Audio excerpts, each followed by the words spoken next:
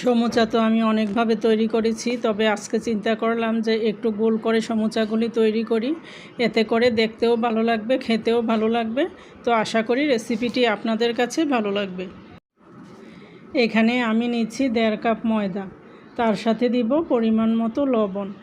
লবণটা দিয়ে এখন আমি ময়দার লবণ একসাথে একটু মিশিয়ে নিব। এখন এখানে আমি দিচ্ছি 3 টেবিল চামচ সয়াবিন তেল। তেলটা একটু বাড়িয়ে দিয়েছি যেন ভিতরটা খাস্তা হয়। এই যে দেখতে পাচ্ছেন, ময়ানটা ভালো করে দিয়ে নিয়ে এখন আমি পরিমাণ মতো পানি দিয়ে একটা ডো তৈরি করে নিব। 4-5 মিনিট সময় নিয়ে আমি একদম ভালো করে ময়দাটাকে মেখে নিয়েছি। এখন ঢেকে রেখে দিব 10 মিনিটের জন্য।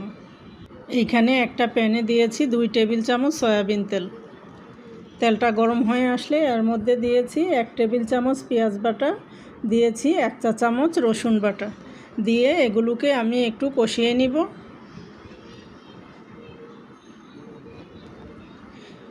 এখন এর মধ্যে দিচ্ছি পরিমাণ মতো লবণ, দিচ্ছি আধা চা চামচ হলুদের গুঁড়া, 1 চা চামচ দিয়েছি মরিচের গুঁড়া, দিয়ে মশলাগুলোকে আমি আবারও ভালো করে কষিয়ে নিব।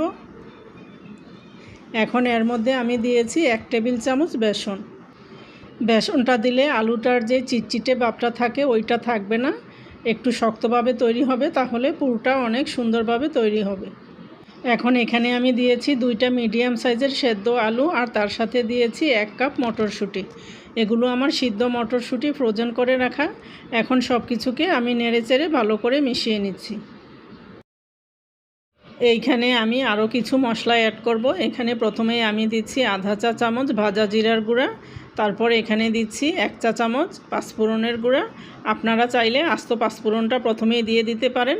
আমি ভাজা পাঁচফোড়নের গুঁড়াটা দিয়েছি, এতে করে স্ট্রং একটা ফ্লেভার আসবে। আর দিয়েছি অল্প একটু গরম মশলার গুঁড়া, দিয়ে এখন সব কিছু আমি আরেকবার ভালো করে মিশিয়ে এগুলোকে উঠিয়ে নিচ্ছি।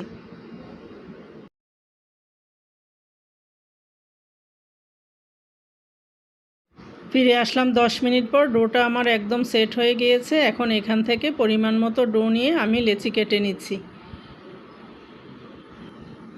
এখন আমি আপনাদেরকে সমুচা তৈরি করে দেখিয়ে দিচ্ছি।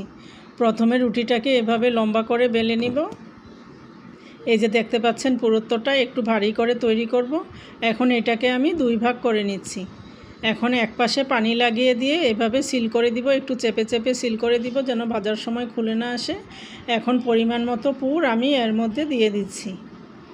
হাত দিয়ে একটু চেপে চেপে সমান করে দিয়ে তারপর আমি চারপাশে পানি লাগিয়ে নিয়েছি। এখন এইভাবে ভাঁজ দিয়ে আমি একটু মুড়িয়ে দিব, আর নিচে দিয়ে হাত দিয়ে চেপে চেপে একটু সমান করে দিচ্ছি, এতে করে দেখতে ভালো লাগবে। এখন আমি আপনাদেরকে আরেকটা তৈরি করে দেখে দিচ্ছি। একইভাবে আমি ভাঁজ দিয়ে তারপরে এটার ভিতরে পুর দিয়ে চেপে চেপে দিয়ে তারপরে আমি চারপাশে পানি লাগিয়ে দিয়ে মুড়িয়ে নিব। এইভাবে করে আমি সবগুলো তৈরি করে নিয়েছি।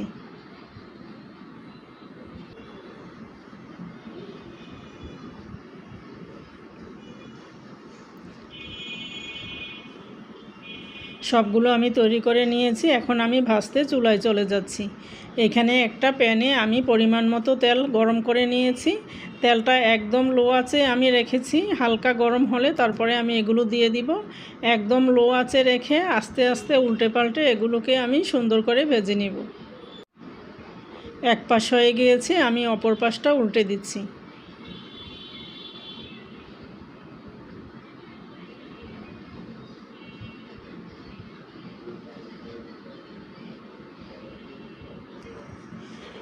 এই সমুচাগুলি ভাজার সময় চুলার জালটা একদম লোতে রেখে আস্তে আস্তে একটু ধৈর্য নিয়ে ভাজার চেষ্টা করবেন, এতে করে একদম মুচমুচেভাবে তৈরি হবে। এক বেশ সমুচা ভাজতে আমি 15 মিনিট সময় নিয়েছি।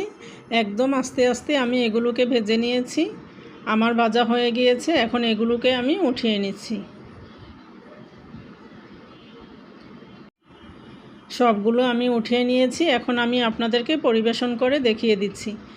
দেখতেই পাচ্ছেন এর কালারটা একদম চমৎকার এসেছে। আমি আপনাদেরকে একটা ভেঙে দেখিয়ে দিচ্ছি এটা কতটা খাস্তা হয়েছে। এই সমুচাগুলো তৈরি করার সময় আপনারা ডোটাকে একদম 4-5 মিনিট সময় নিয়ে ভালো করে মেখে নেবেন। আর ভাজার সময় একটু ধৈর্য সহকারে চুলার জালটা কমিয়ে রেখে আস্তে আস্তে উল্টে পাল্টে ভাজবেন, তাহলে দেখবেন একদম পারফেক্টভাবে তৈরি হয়েছে। এগুলো আপনারা সালাদ বা টমেটো সসের সাথে পরিবেশন করতে পারেন। আশা করি রেসিপিটি আপনাদের কাছে ভালো লেগেছে। সবাই ভালো থাকবেন। আল্লাহ হাফেজ।